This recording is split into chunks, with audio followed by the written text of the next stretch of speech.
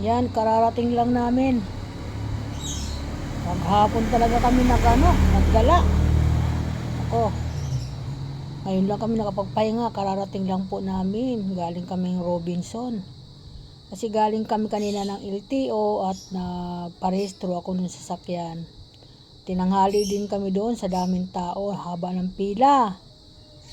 Grabe mga guys. At doon na rin kami nakakain sa LTO. Na pakamamahal ng ano nila doon. Ang kanilang pagkain. Ayan, mga bossing. Andyan na yung apo ko galing sa school. Ayan. Oh, nagmamadali ka. Karating mo lang ha. Ano oras na? Ano yan? Ha? Karating na yung apo ko. Karating lang galing school. Halos magkasunod lang kami.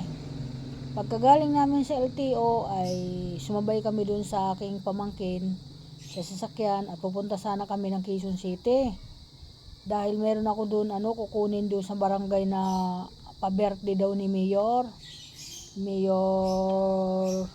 Yung Mayor namin ng Quezon City, mabait talaga yon, nagbibigay ng pa-birthday. Si Joy Belmonte. Tinatawagan kami ng Purok Reader, sabi ko dadaan, hindi kami natuloy dahil hapon na, baka abutin kami ng gabi, ang traffic pa.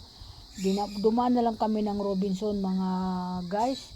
Ang ginawa, naglakad-lakad kami sa Robinson hanggang sa mapagod kami doon sa Robinson, hanggang sa nagsawa na yung asawa ko sa kakalakad ng lakad, nagyaya na umuwi.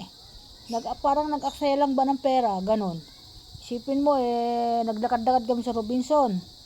Tapos may noon siya nagugustuhan ayan, kinukuha niya, binibili niya, tapos kumain kami doon. Wala na kaming ginawa kundi kumain.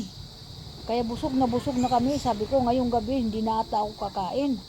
Dahil nasusobrahan na ako sa kain. Bawal pa naman sa akin masyado maraming kumain. Kaya total mayroon naman akong siopaw. Baka yun na lang ang kainin ko mamayang gabi.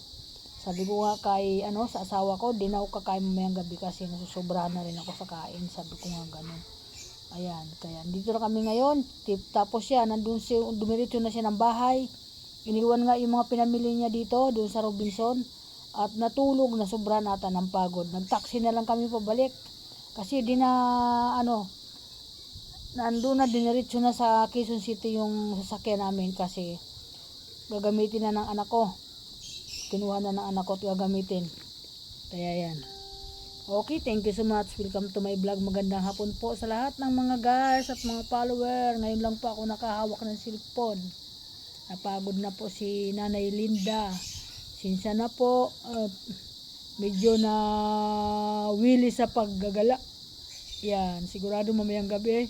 Ewan ko lang kung makakagawa. Maghahabol na lang ako ng content mamaya.